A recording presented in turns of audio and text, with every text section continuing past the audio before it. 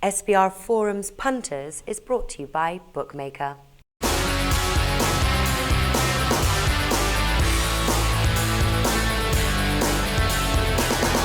We are previewing Week 5 in college football here at SBR Forum Videos. I'm Peter Loshak, and we are talking right now with Steve from collegefootballwinning.com. Steve, thanks for coming back this week. And the second game that you want to talk about is Missouri at Central Florida. Missouri, of course, is first year in the SEC, and they've definitely faltered against SEC teams so far. They have Vanderbilt coming up next week.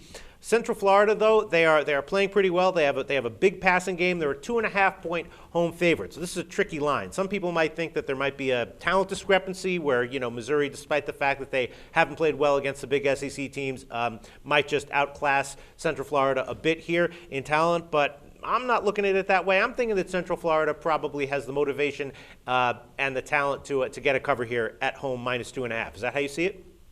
It is how I see it, but Excellent. You and I have been on the same page the last few weeks here. For the last 10 seasons, UCF is in the top 25 for home against the spread winning percentages. So just the last 20 home games, they're 65% against the spread. Mizzou, their last 26 away games, they're less than 43% against the spread. UCF ranks 34th in total defense versus the FBS.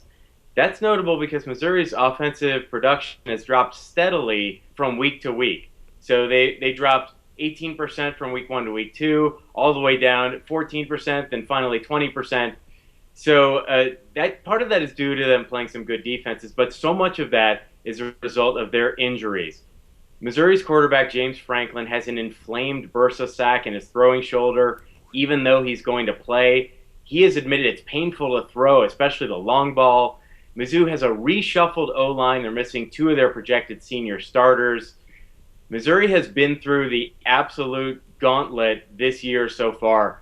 They already played their first SEC home game, which meant so much, and they played pretty well for 3 quarters and then just finally didn't have anything more. That was against the number 5 team in America. They played without James Franklin the next week against a tough Arizona State team. They barely pulled that one out. Then they played in their first SEC road game against the number 6 team in the country, and they got blasted.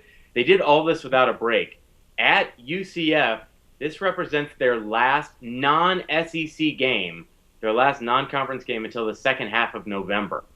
UCF, on the other hand, they're coming off of a bye week after playing Florida International. They're healthy. They're rested. They're getting back their number 1 running back this week. He's been out since the first game of this season. For UCF, they are hosting their first ever SEC opponent. This is a big game for UCF, whereas Mizzou, I think, is all big gamed out. They are just weary and beaten. UCF is 14-7-1. That's almost 67% against the spread under George O'Leary when they're home favorites by 2 touchdowns or less.